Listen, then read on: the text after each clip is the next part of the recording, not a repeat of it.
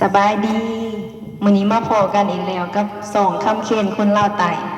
มื้อนี้มาในบทเพลงหินเหิบแดนงามครั้งหนึ่งที่ฟังเสกองแล้วเพลงสาวพันไส้สิเป็นจังได้นะกัน ไปหับส้มหับฟังกันได้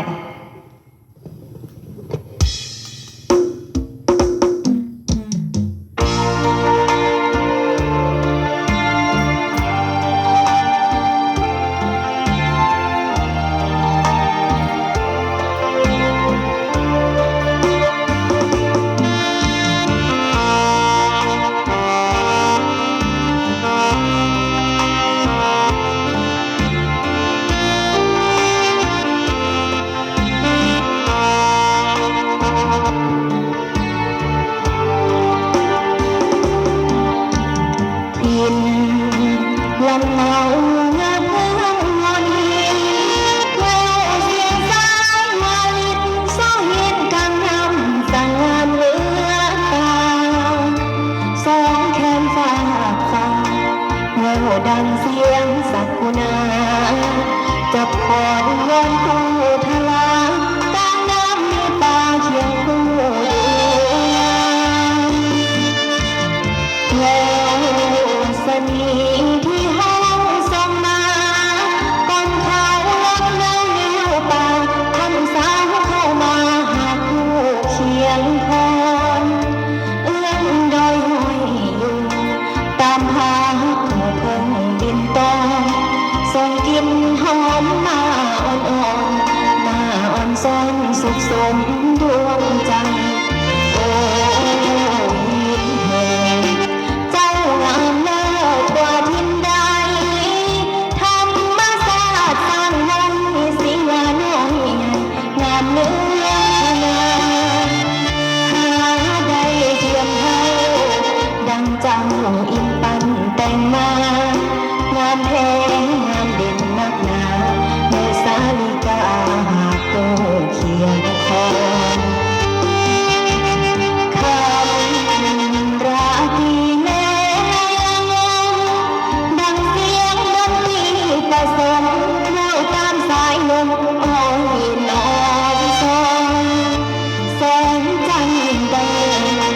โคมส่องเมฆไม้ดงดอนหาถิ่นแดนใดจะเหมือนหินเหิบยังเตือนฟังใจบ่ลืม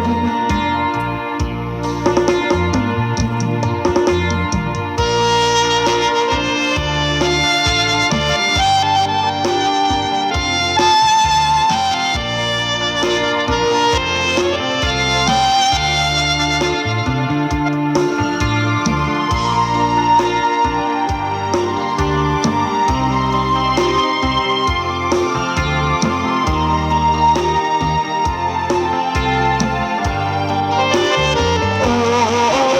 หินเหิมเจ้างามเลิศกว่าทิมใดธรรมศาสตร์สร้างไว้ศิลาน้อยใหญ่งามเนื้อพนาหาได้เทียมเท่าดังเจ้าอินปันแต่งมางามแท้งามเด่นนักหนาแห่งสายกาเคียงคู่คืนคอนคำราตรีแลไลละวงดังเสียงดนตรีผสมแววตามสายลมอ่อนอ่อนซ้อนแสงจันทร์ดังเงินโคมส่องเมฆไม้ดงดอนหาที่แดนใดจะเหมือนหินเหิบยังเตือนฟังใจบ่ลืม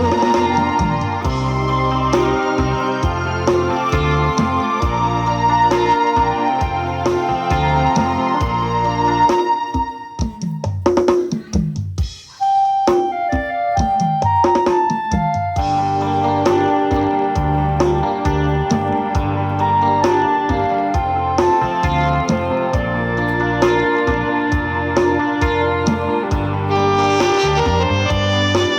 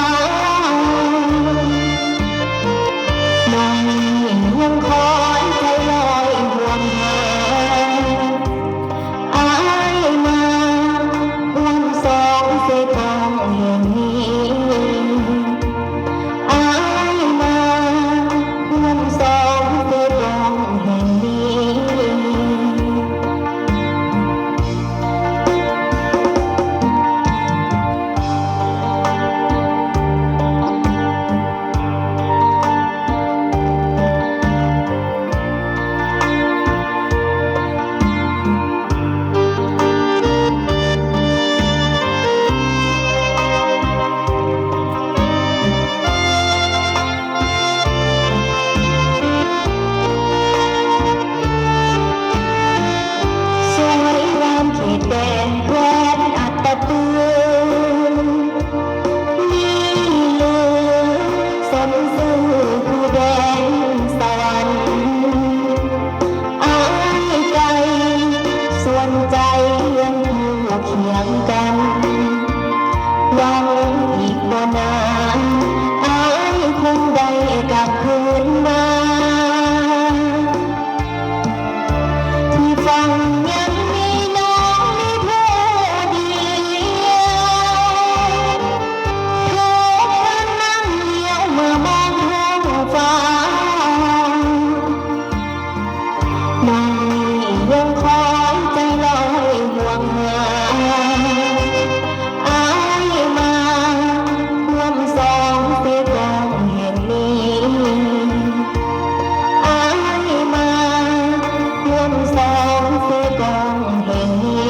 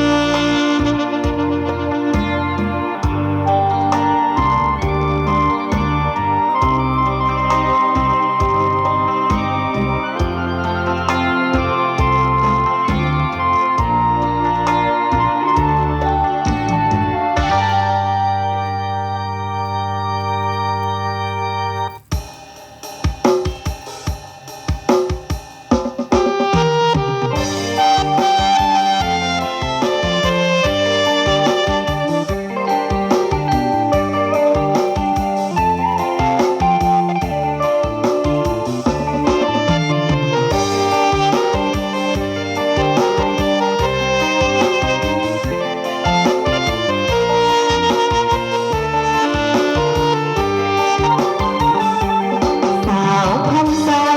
ทั้งหัวใจโดดเดี่ยวบ่มีสายใดเลี้ยวเพียงมาเที่ยวแล้วก็หายไปสาวๆแม่ค้าให้น้องจะมาสนใจบ่าวบ้านใจบ้านใจที่หักจากใจบ่มีจักคนบ่าวท่าเมืองนาสกานาลิวเพียงแต่เพิ่นยิกคิ้วพอใจมีสุดหาบ่ดนน้องหัวหน้าเพิ่นคำบอกหาตั้งแต่ดนแต่บ่เห็นไผสนนี่แหละใจคนที่หาบ่จริงภาษีเขาว่าอย่าเชื่อคำพอแค่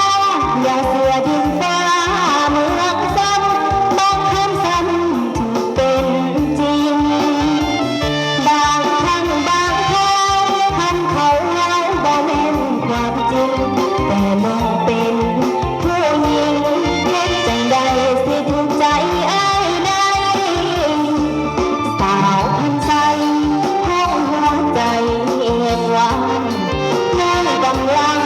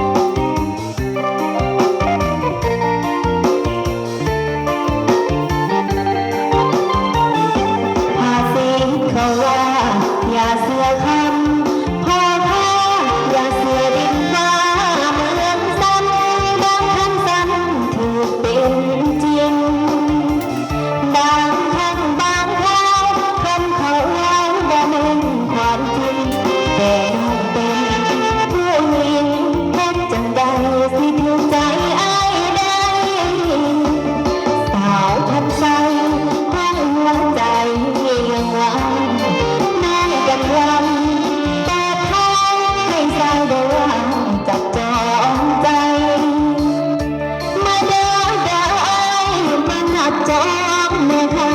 ใดหากให้น้องเป็นไผทำทุนก็ได้กำไรก็งาม